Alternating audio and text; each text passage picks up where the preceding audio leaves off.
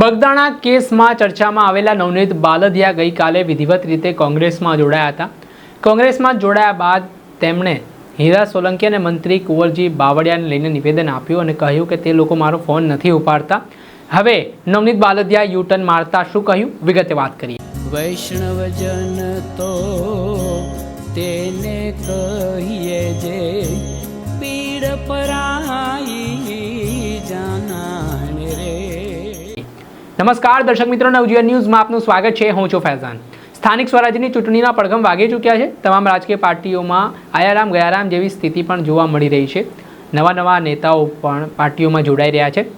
ત્યારે વાત કરીએ તો થોડા સમય પહેલાં ભાવનગરના બગદાણાનું પ્રકરણ ચર્ચામાં આવ્યું હતું, જેમાં જયરાજ આહિર પર ગંભીર આક્ષેપો બગદાણાના કોળી સમાજના યુવક નવનીત બાલદિયાએ લગાવ્યા હતા।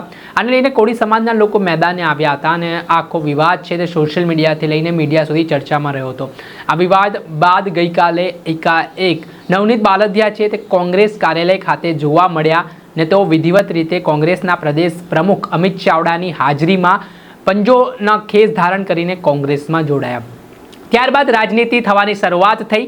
નવનીત બાલદિયા દ્વારા એક નિવેદન આપવામાં આવ્યું, જે નિવેદનમાં તેમણે કહ્યું કે ધારાસભ્ય હીરા સોલંકી અને મંત્રી કુંવરજી બાવળિયા તેમનો ફોન નથી ઉપાડી રહ્યા। આ નિવેદન બાદ હવે નવનીત બાલદિયાએ યુ ટર્ન માર્યો છે અને કહ્યું છે કે જે તેમણે ગઈકાલે ધારાસભ્ય હીરા સોલંકી અને કુંવરજી બાવળિયાને લઈને નિવેદન આપ્યું છે તે બદલ તેઓ માફી માંગે છે।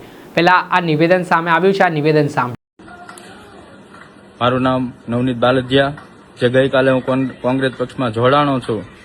એમાં જે મારે ઇન્ટરવ્યુમાં બોલાઈ ગયું છે કે ભાઈ હીરાભાઈ વિશે, કુરજીભાઈ વિશે કે ભાઈ મારા ફોન રિસીવ નથી કરતા, એ બદલ હું હીરાભાઈ તથા કુરજીભાઈ માફી માગું છું અને મારા સમાજની જે કોઈની લાગણી દુભાણી હોય એ બદલ હું માફી માગું છું। મારાથી જે ભૂલમાં બોલાઈ ગયું છે એ બદલ હું સમાજ પાસે અને મારા આગેવાનો વડીલો જે કોઈ વિશે મારે બોલાણું હોય એ બદલ હું માફી માગું છું।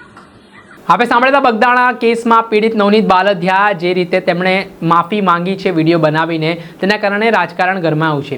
શું નવનીત બાલદિયા પર કોઈ દબાણ કરવામાં આવ્યું છે? શું નવનીત બાલદિયાને ધમકી આપવામાં આવી છે? કઈ રીતની વાત છે અત્યારે એ બાબત સ્પષ્ટ નથી થઈ, પરંતુ ક્યાંક ને ક્યાંક મીડિયા સમક્ષ ધારાસભ્ય અને મંત્રીને લઈને નવનીત બાલદિયાએ જે નિવેદન આપ્યું હતું તે મામલે તેમને ભારે પડ્યું હોય તેવું પણ લોકમુખે ચર્ચાઈ રહ્યું છે। દર્શક મિત્રો, આવા જ નવા વિડીયો સાથે આપને માહિતગાર કરતા રહીશું, એટલે નવજીવન ન્યૂઝ જોતા રહો।